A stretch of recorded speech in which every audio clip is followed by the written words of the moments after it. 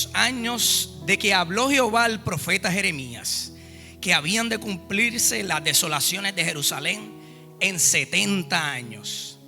Y volví mi rostro al Dios, el Señor, buscándole en oración y ruego, en ayuno, cilicio y ceniza. Y oré a Jehová mi Dios, e hice confesión diciendo: ahora, Señor, Dios grande, digno de ser temido, que guardas el pacto y la misericordia con los que te aman y guardan tus mandamientos. Hemos pecado, hemos cometido iniquidad, hemos hecho impíamente y hemos sido rebeldes y nos hemos apartado de tus mandamientos y de tus ordenanzas. Ahora pues, Señor Dios nuestro, que sacaste tu pueblo de la tierra de Egipto con mano poderosa y te hiciste renombre, el cual lo tienes hoy. Hemos pecado, hemos hecho impíamente. Oh Señor, conforme a todos tus actos de justicia, apártense ahora tu ira y tu furor de sobre tu ciudad Jerusalén, tu santo monte. Porque a causa de nuestros pecados y por la maldad de nuestros padres, Jerusalén y tu pueblo son el oprobio de todos en derredor. Ahora pues, Dios mío, oye la oración de tu siervo y sus ruegos, y haz que tu rostro resplandezca sobre tu santuario asolado. Por amor del Señor, inclina, oh Dios mío, tu oído y oye. Abre tus ojos y mira nuestras desolaciones y la ciudad sobre la cual es invocado tu nombre. Porque no elevamos nuestros ruegos ante ti, confiados en nuestras justicias, sino en tus muchas misericordias. Oye, oh Señor, perdona, presta oído. Señor, hazlo y no tardes. Por amor de ti mismo, Dios mío, porque tu nombre es invocado sobre tu ciudad y sobre tu templo. Amén. Esa es la palabra que vamos a estar escudriñando hoy. La enseñanza que quiere traernos este estudio es que si queremos que el Señor nos respalde y nos responda, debemos acercarnos a Él con una actitud humilde como lo hizo Daniel. Amén. Vamos a la introducción del estudio y dice: en este capítulo 9 encontramos uno de lo que se puede considerar clave más importantes para la interpretación de la profecía bíblica. En los capítulos anteriores, Dios utilizó animales y objetos para ilustrar los acontecimientos futuros del mundo relacionado con el pueblo de Israel.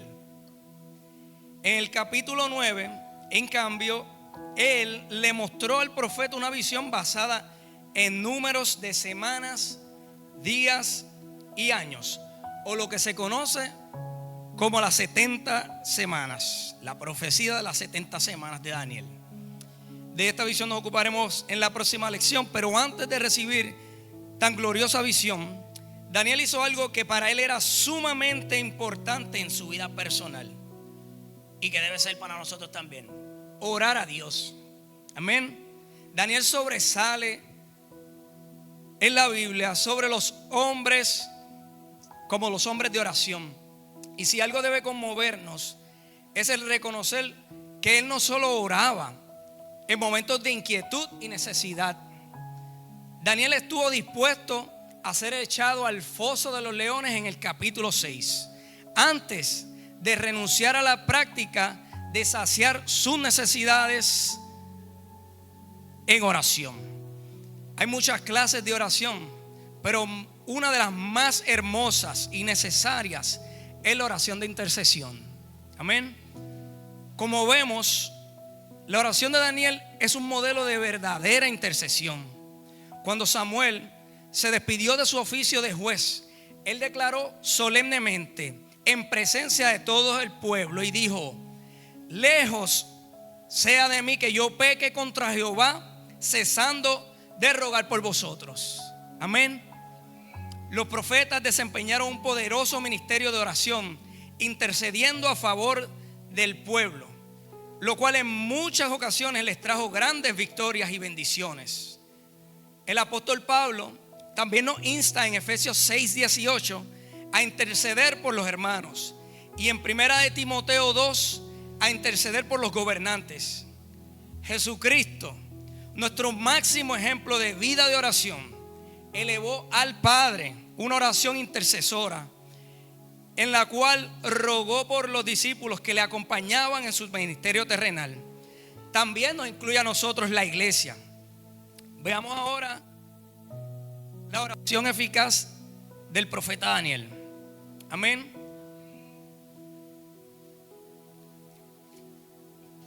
En este capítulo vemos uno de los modelos de oración más importantes y necesarios en la vida de todo creyente: la oración de intercesión, que aquí la practicamos frecuentemente, y también en nuestra vida personal, en los secretos, debemos practicarlos. Este estudio 9 tiene 3 secciones. Hoy, 3 secciones principales. Hoy vamos a cubrir la primera parte, la primera sección, y el próximo domingo culminaremos el estudio con las otras 2 secciones. Esta primera sección tiene como título: la oración eficaz se basa en los hechos de la palabra de Dios. Y ahora les pregunto, ¿qué podemos entender por este título? Y les repito, la oración eficaz se basa en los hechos de la palabra de Dios. ¿Alguien me puede decir qué le viene a la mente con este título? Adelante.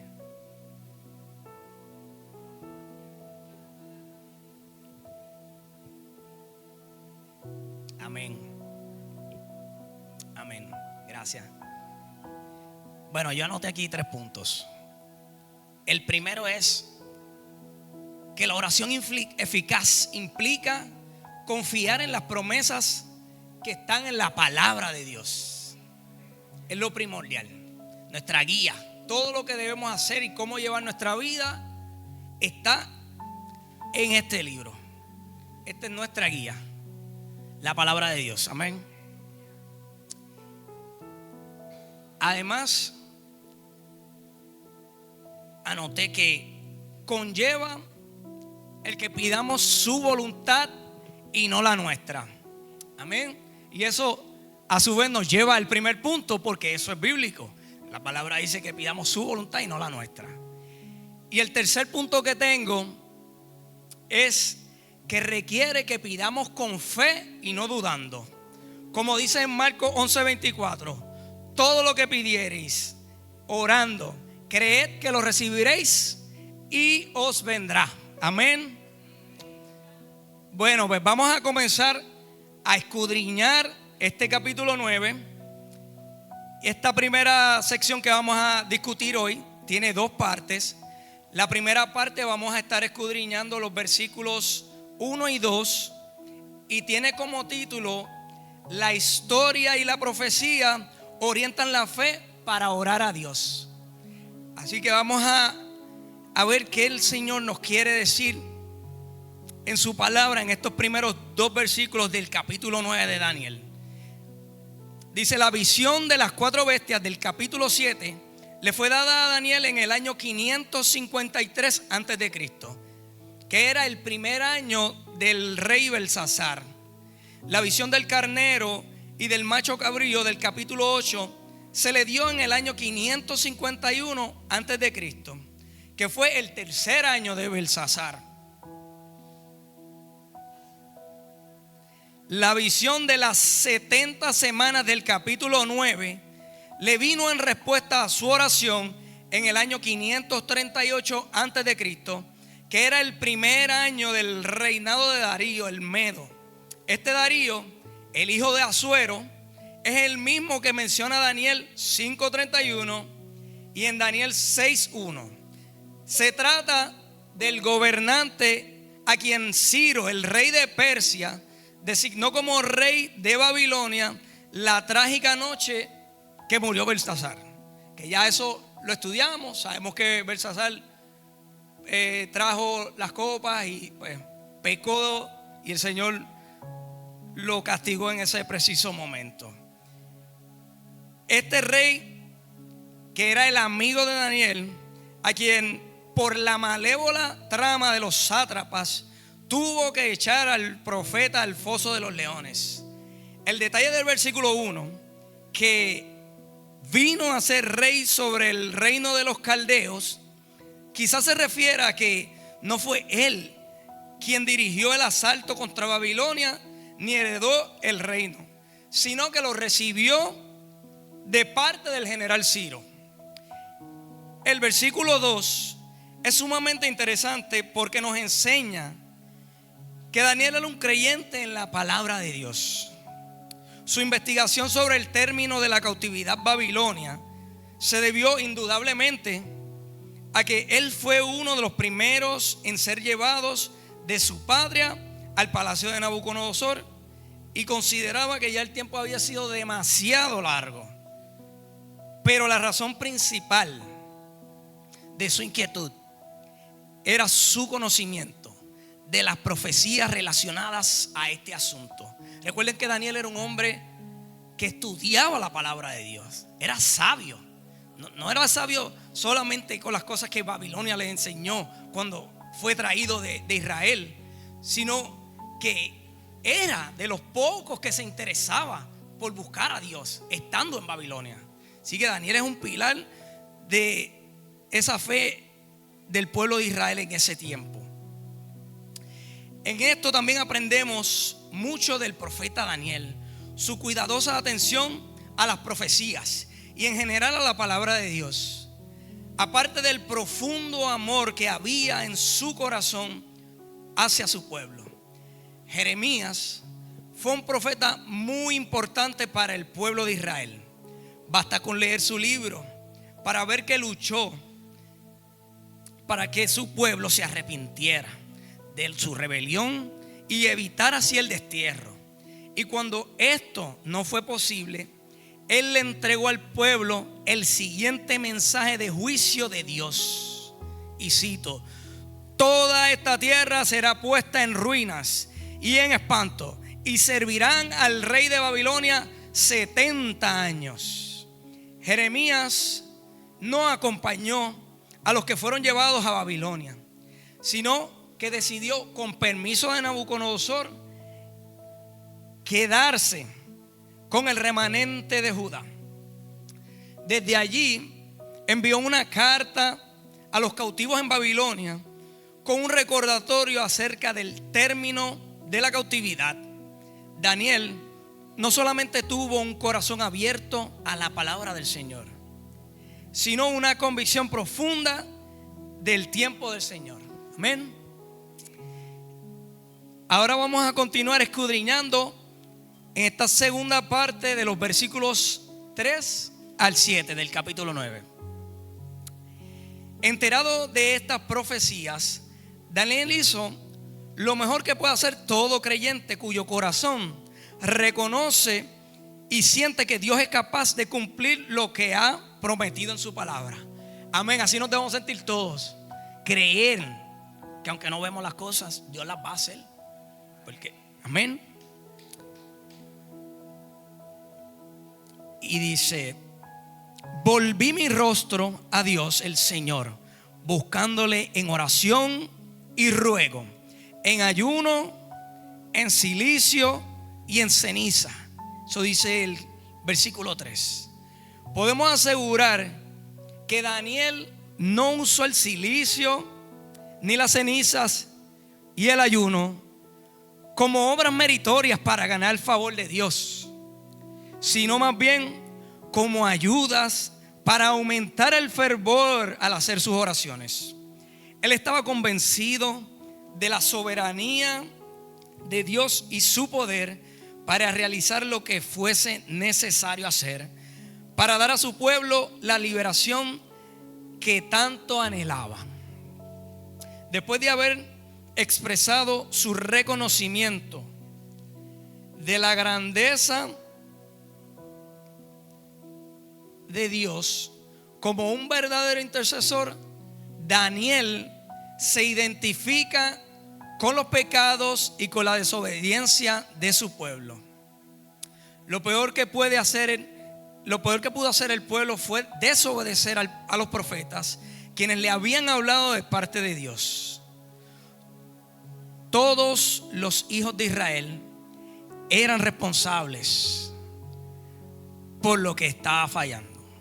Los reyes, los principales, los padres y los hijos.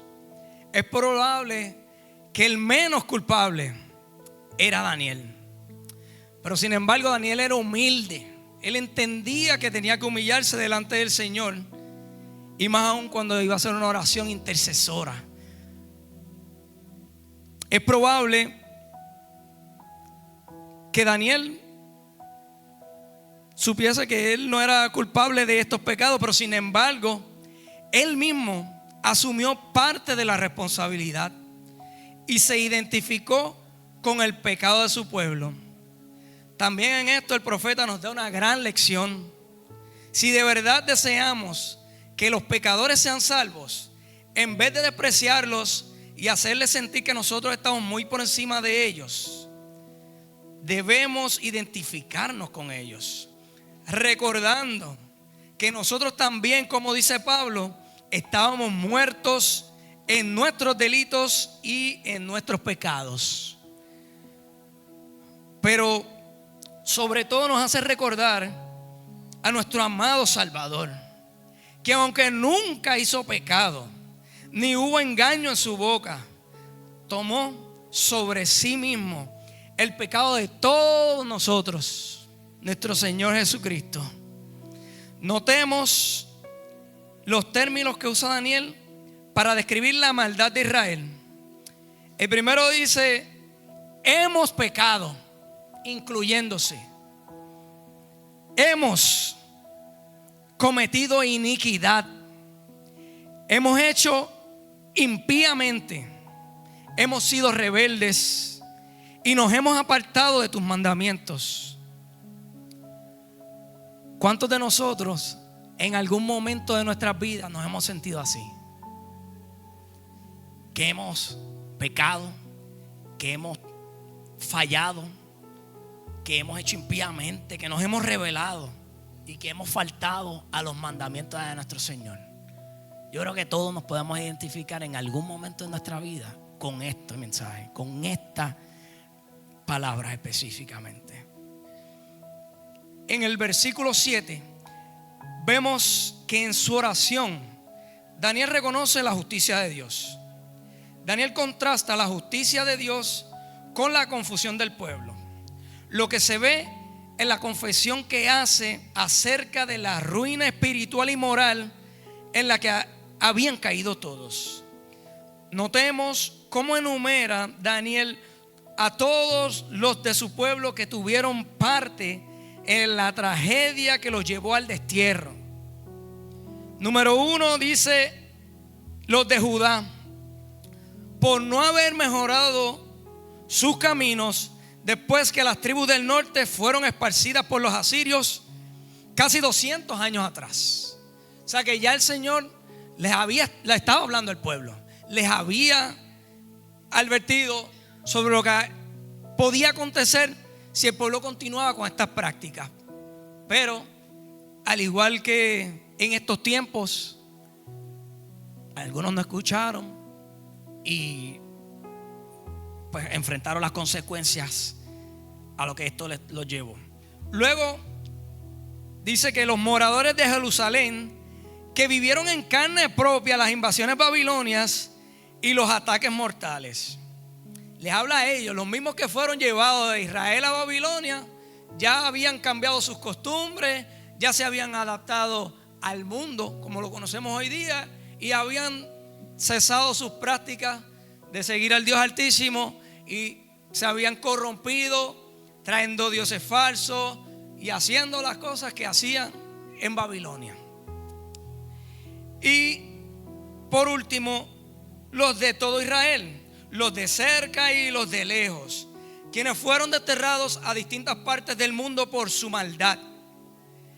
la lección espiritual que debemos aprender aquí es que para tocar el corazón de Dios debemos reconocer y confesar nuestras faltas delante de Él. Amén. Debemos reconocer y confesar nuestras faltas delante de Él. Hermanos, la lectura constante, la reflexión y la meditación en la palabra de Dios nos ayudan a entender cómo el Señor quiere relacionarse con nosotros y de cómo hacer su voluntad. Amén. Debemos buscar, como hizo Daniel, el leer su palabra y pedirle al Señor que nos hable a través de ella. El Señor tiene un propósito con cada uno de nosotros. No va a ser el mismo, aunque el fin sí lo es, que es llevar el evangelio y predicar hasta los confines de la tierra. Amén. Así que hasta aquí la primera parte del estudio de hoy. Vamos a continuar el próximo domingo y vamos a terminar el estudio, que sería